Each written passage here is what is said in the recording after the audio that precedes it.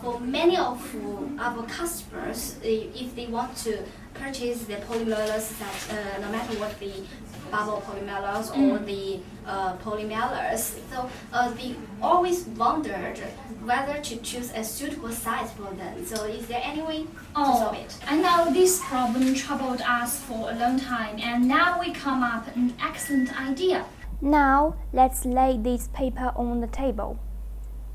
And we can also find some newspaper or waste paper to replace them. And then we tape them all together. Remember, each paper needs to be taped. And next, we put the bag on the paper, then cover it. Last, we tape the edge.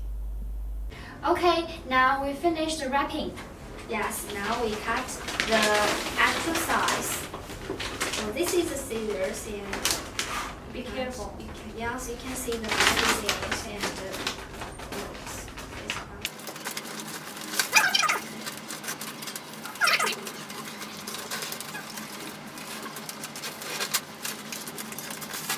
okay, that's the actual size, and we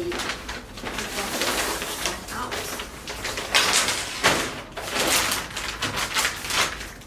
Now let's measure its size with a ruler. Yes. Okay. Let's see, the weight is about 45. And the now is 57. So we can choose a 20 by 24 size of polymailers. Yes. This is 20 by 24 polymailers, and now let's test to put the bag in.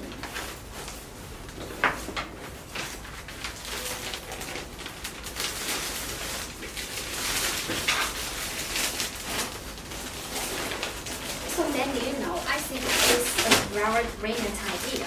Yes, we can finish it at home and by ourselves. Yes, of course. It's Yes. very convenient. Yes, only if we have the paper and the rulers, we can finish it. Or if we don't have the A4 paper, we can use a newspapers. Yes, that's good.